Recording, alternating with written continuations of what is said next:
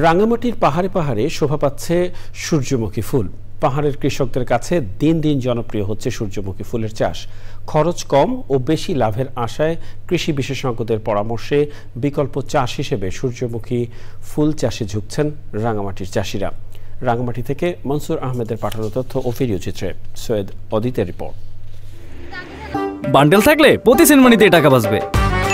বিকাশ send money bundle কিনে জিতুন প্রতি লেনদেনে। রাঙামাটির বিভিন্ন উপজেলা সহ সদর উপজেলার সাতছড়ি ইউনিয়নের শুকরছড়ি বিভিন্ন মাঠের বিস্তীর্ণ জমি এখন হলুদ রঙে ভরে উঠেছে। পাহাড়ের পতিত জমিতে প্রদর্শনী প্রকল্পের আওতায় এই সূর্যমুখীর ফুলের চাষ করেছেন কৃষক। এবার ফলন ভালো হওয়ায় খুশি তারা।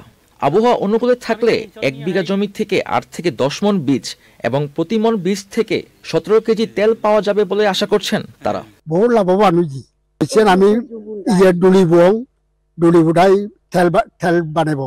পাহাড়ের পাদদেশে সূর্যমুখীর ফুলের বাগান দেখতে দূর দূরান্ত থেকে ছুটে যাচ্ছেন দর্শনার্থীরা। আসলে আমার জীবনে কোনোদিন এরকম সূর্যমুখী ফুল বাগান সামনে থেকে দেখা হয়নি, তো প্রথমবার আসলাম, দেখে খুবই আনন্দ লাগতেছে, খুবই ভালো লাগতেছে। ফেসবুকে দেখে ভালো লাগছে, এজন্য ভালো লাগা থেকে আজকে আমরা এখানে রিলস বানাতে আসলাম আর কি। পর্বত অঞ্চলে যদি আরো কয়েকটা এরকম বাগান হয় আসলে অনেক ভালো হবে। এই বছর পাহাড়ে 70 হেক্টর জমিতে সূর্যমুখীর চাষ হয়েছে বলে জানিয়েছে কৃষি বিভাগ। তবে সূর্যমুখীর বীজ থেকে তেল উৎপাদনে কৃষকদের মেশিন দেওয়ায় সরকারি সহায়তা কামনা করছেন কৃষি কর্মকর্তা।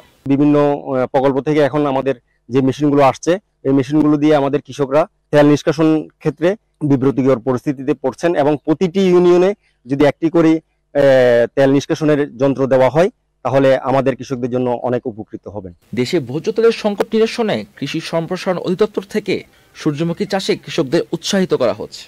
কৃষি বিভাগের পক্ষ থেকে বিনামূল্যে দেওয়া হচ্ছে সার ও বীজ। সৈয়দ অদিত, চ্যানেল আই।